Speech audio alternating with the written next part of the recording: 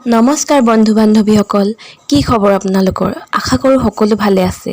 আজি মই আপোনালোকলৈ ভাপত দিয়া লোকেল কুকুৰা মাংসৰ এটা অলপ বেলেগ ধৰণৰ ৰেচিপি লৈ আহিছোঁ। আহকচোন ৰেচিপিটোৰ কাৰণে কি কি সামগ্ৰী লাগিব আমি চাই লওঁ।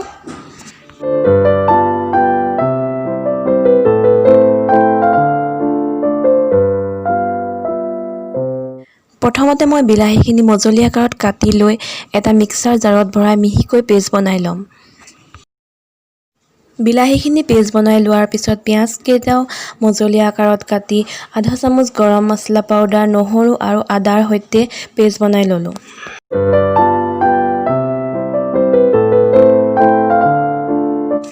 মাংসখিনি মই 1 ঘণ্টাৰ আগতে চাহ চামুচৰ জোখাৰে আধা চামুচ নিমখ, হালধি, জালুকৰ গুড়ি, গৰম মছলা আৰু 1 চাহ চামুচ মিঠাতেল দি মেৰিনেট কৰি ৰাখিছিলোঁ।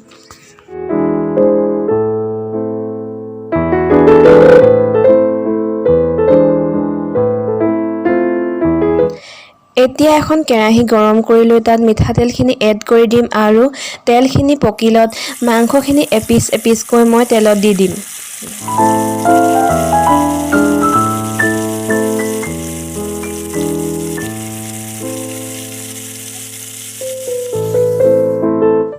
মাংসখিনি মিডিয়াম ফ্লেমত 2 মিনিট সময়ৰ কাৰণে ভজাৰ পিছত লুটিয়াই ল'ম আৰু ইটো ছাইডো 2 মিনিট সময়ৰ কাৰণে মিডিয়াম ফ্লেমত ভাজি ল'ম। 2 মিনিট সময় মাংসখিনি ভজাৰ পিছত মাংসখিনি এটা টিফিনত উলিয়াই ল'ম আৰু বাকী থকা মাংসখিনিও একেদৰে ভাজি ল'ম।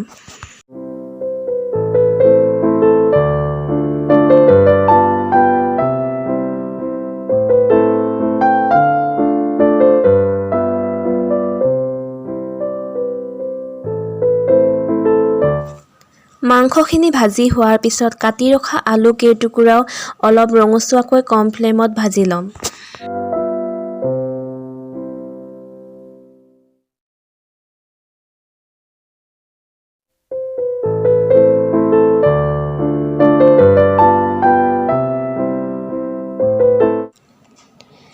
আলুখিনি অলপ ৰঙচুৱা বৰণ ধৰিলত মই তেলৰ পৰা আঁতৰাই ল'ম আৰু বাকী থকা তেলতে পিঁয়াজখিনিও ভাজি ল'ম।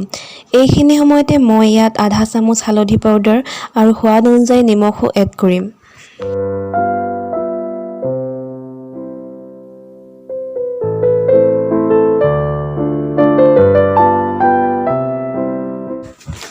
পিঁয়াজখিনি 6-7 মিনিট সময় মিডিয়াম ফ্লেমত ভাজি লোৱাৰ পিছত পেষ্ট বনাই ৰখা বিলাহীখিনি আৰু 2টা কেঁচা জলকীয়াও এড কৰি ল'ম।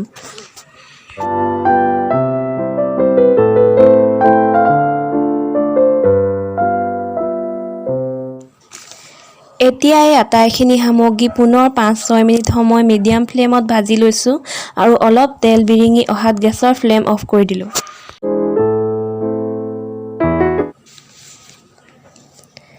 এতিয়া এইখিনি মই মাংস আৰু আলু থোৱা টিফিনটোত লৈ ল'ম আৰু ভালদৰে আটাইখিনি মিহলাই ল'ম।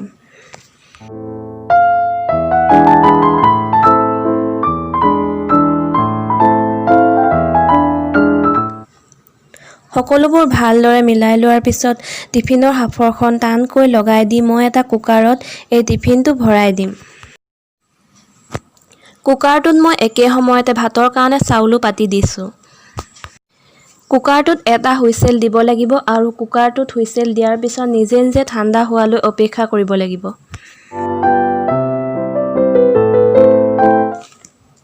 মই এতিয়া কুকাৰটোৰ পৰা টিফিনটো উলিয়াই ল'লোঁ আৰু টিফিনটো মই লাহেকৈ ঠাণ্ডা পানীৰে ধুই ল'লোঁ। চাওকচোন মাংসখিনি কিমান সুন্দৰকৈ সিজি গৈছে। আপোনালোকেও এবাৰ বনাই খাই চাবচোন। যদি মোৰ ভিডিঅ'টো ভাল লাগিল তেনেহ'লে এটা লাইক কৰি দিব আৰু লগতে মোৰ চেনেলটো ছাবস্ক্ৰাইব কৰি দিব। ধন্যবাদ।